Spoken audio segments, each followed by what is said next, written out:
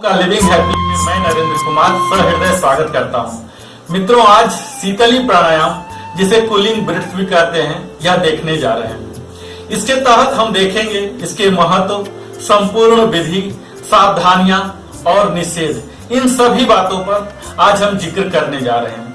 अगर शरीर योगासन या व्यायाम करने से गर्म हो गया है, अक्सर शरीर का तापमान बढ़ जाता है क्योंकि हमारे शरीर में रक्त संचार की गति तेज हो जाती है और इसी गर्म शरीर को ठंडा करने के लिए हम शीतली प्राणायाम करते हैं, जिससे कि हमारे शरीर का अम्लता भी घटता है, कब्ज भी समाप्त हो जाता है। इसके साथ ही गर्मी से होने वाली बेचैनी से भी हमें निजात मिलती है। इससे हम युवा और आकर्षक दिखते हैं। भूख और प्यास का भी नियंत्रण हो जाता है। वायु, जल और भोजन के अभाव में भी हमारे धैर्य क्षमता विकसित होती है। मित्रों, यह दो शब्दों के मेल से बना है, शीतली और प्राणायाम। शीतल का अर्थ होता है ठंडा, शांत, विरक्त और भावहीन, क्योंकि इस प्राणायाम को करने से हमें शीतलता मिलती है, इसीलिए इसे हम शीतली प्राणायाम कहते हैं। एक छायादार वृक्ष की तरह है जो कि भरपूर ऑक्सीजन का सृजन करता है। गर्मियों के मौसम में किया जाने वाला यह बहुत ही उपयोगी प्राणायाम है, जिससे पूरे शरीर का तो शीतलता मिलता ही है, इसके साथ ही हमारे मस्तिष्क को भी यह शांत कर देता है। इस प्राणायाम का मूल उद्देश्य न कि सिर्फ शरीर को ठंडा करना, बल्कि इससे हमारे तंत्रिका तंत्र एवं अंतःस्रावी ग्रंथों पर भी यह एक सकारात्मक असर डालता है।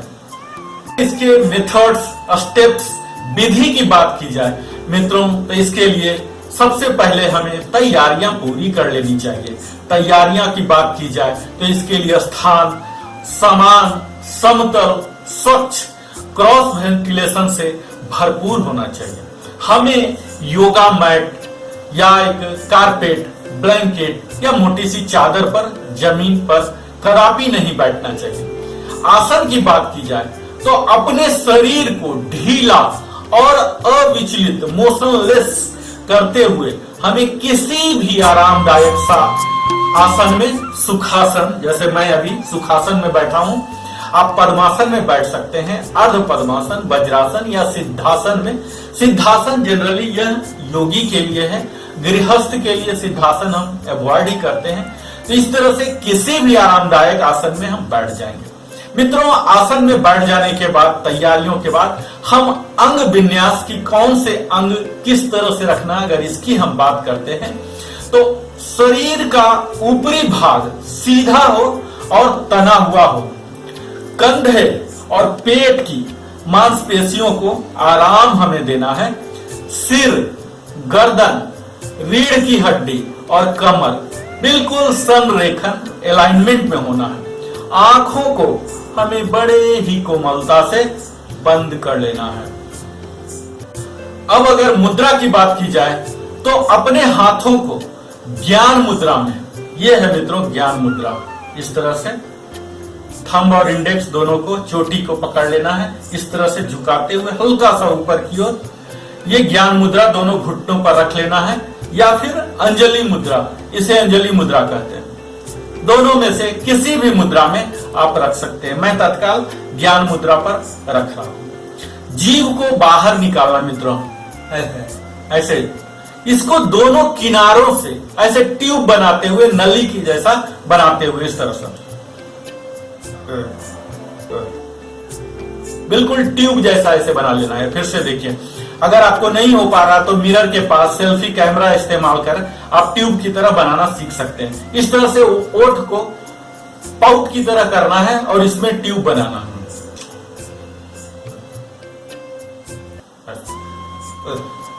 नली जैसा बनाना है। नली जैसा बना के हमें पूरक क्रिया, मित्रों जो हम इनहेल करते हैं इसे पूरक कहते हैं। जब जीभ को नली के गहरी सांस लेते हुए फेफड़े को पूरी क्षमता के साथ हमें भर लेना है और जीभ को अंदर करते हुए मुंह बंद कर लेना है। मैं अभी करके दिखाता हूं। आंखें बंद, ये आंखें बंद।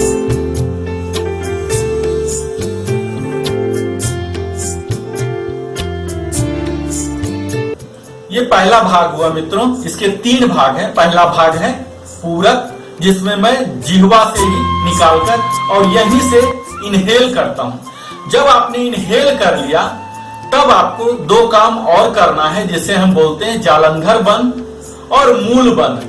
आप इन दोनों जालंधर बंद के बगैर भी और मूल बंद के बगैर भी कर सकते हैं। अगर आप इंटरमीडिएट स्टेज में चले गए हैं, एडवांस में गए हैं, तो आप जरूर ही करते होंगे। अगर आप बिगिनर हैं तो इन दोनों बंधों को आप नजरअंदाज भी कर सकते हैं। तत्काल में बंधों के साथ ही बता रहा हूं। तो इनहेल कर लेने के बाद आपको जालंधर बंद लगाना। बंद लगाना बड़ा ही आसान है मित्रों। गर्दन को आगे की ओर ऐसे कर लेना है और सिर को नीचे करते हुए अपने जबड़े के हिस्से को छाती से लगा लेना है। इस तरह से हमें अपने गर्दन के भाग को, अंदर की नली को बंद कर लेना, और यही जालंधर बंद। दूसरा है मूल बंद। इसमें क्या करना, अपना गुदा द्वार को सर्वथा बंद करने को ही मूल बंद बोलते हैं। तो अपने गुदा द्वार को ऊपर की ओर इस तरह से खींचना है।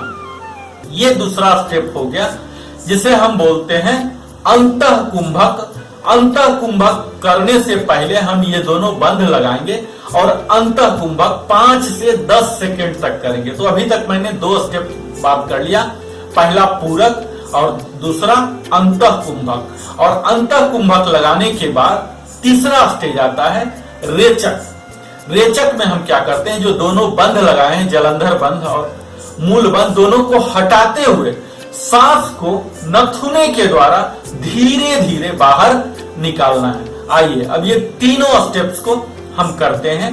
पहले पूरक करते हैं। पूरक करने से पहले हम मुद्रा में आ गए, आसन में आ गए, मुद्रा में आ गए। अब हम इनहेल करने जा रहे हैं, पूरक करने जा रहे हैं। पूरक करने से पहले जीवा को ट्यूब बनाते हैं।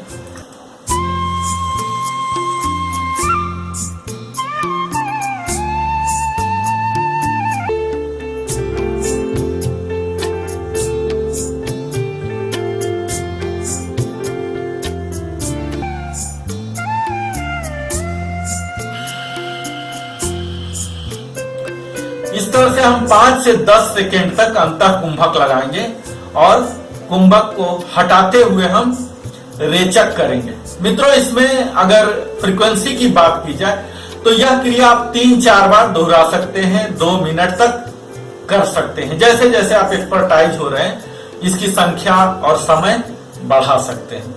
इसके लिए हमें ध्यान देना है रेचक, अंतः कुंभक और पूरक में रेशियो कायदे से इसका होना चाहिए 1:4:2।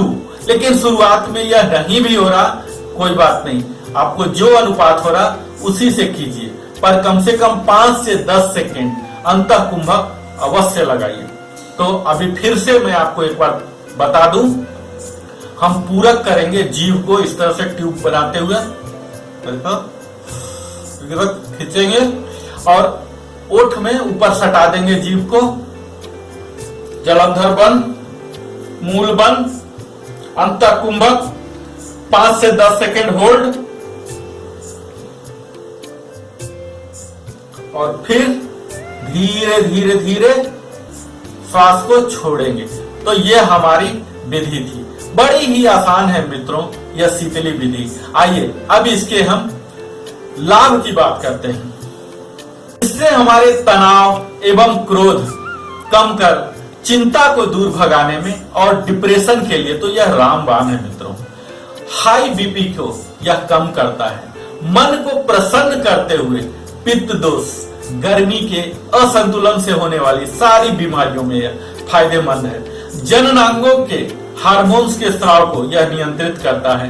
रक्त की शुद्धता, अपच से राहत तथा आंखों और त्वचा के लिए बड़ा ही फायदेमंद है।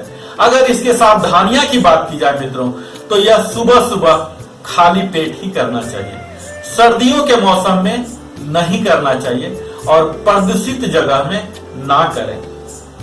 यह सभी प्राणायामों के अंत में होना चाहिए। और जब हम शीतली प्राणायाम कर रहे हैं तो हमारी सांस लयबद्ध और गहरी होनी चाहिए। अभ्यास पूरा होने के बाद कुछ देर तक हमें विश्राम भी करना चाहिए। मित्रों, आइए हम बात करते हैं कंट्रा इंडिकेशन के लिए कि जिनका रक्तचाप बहुत ही कम हो, लो बीपी वाले इसे ना करें।